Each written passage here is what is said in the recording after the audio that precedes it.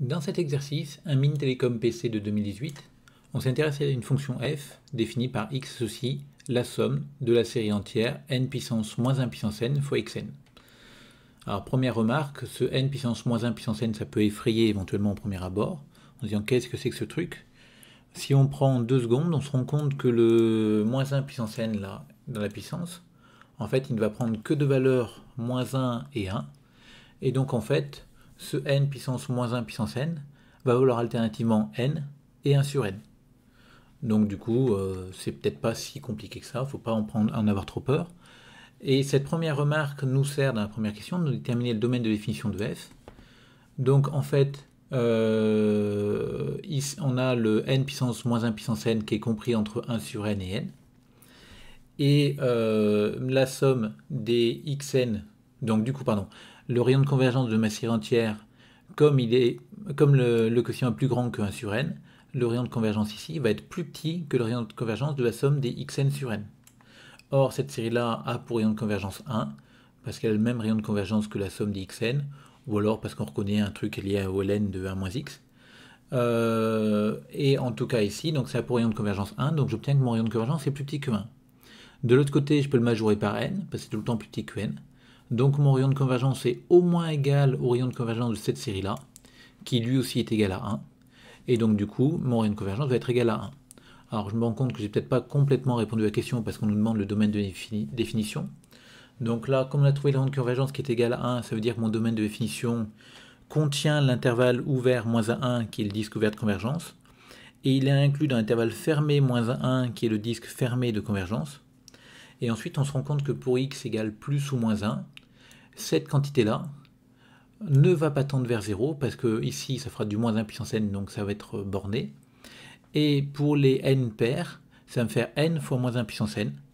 Donc cette partie-là, donc pour n pairs, ça va tendre vers l'infini. Et donc on obtient que le terme général de ma série ne tend pas vers 0.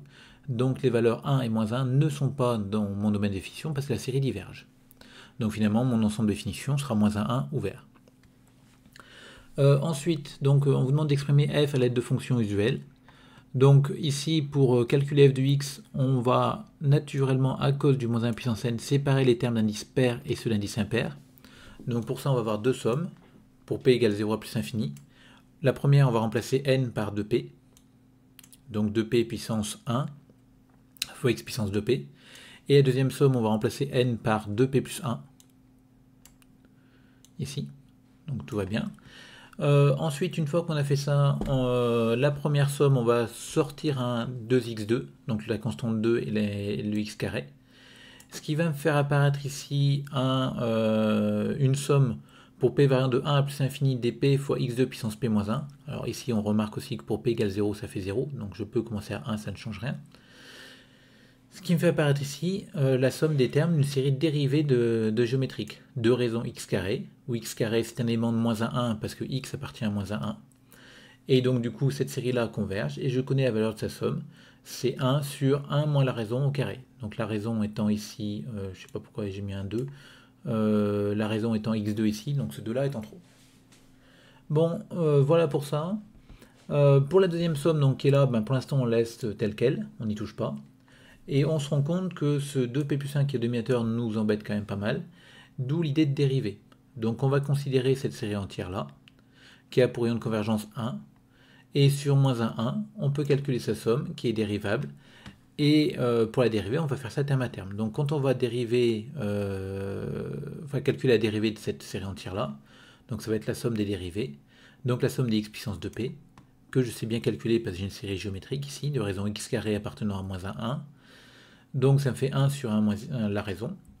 Et je coupe ça en deux en disant que c'est 1 sur 1 moins x plus 1 sur 1 plus x. Donc vérifier, quand on met même démetteur, ça nous fera un 2 sur 1 moins x carré. Et le 2 se simplifie avec le 1,5. Du coup, j'ai la valeur de la dérivée. Donc la dérivée de cette somme-là, c'est égal à ça. Donc je vais pouvoir intégrer.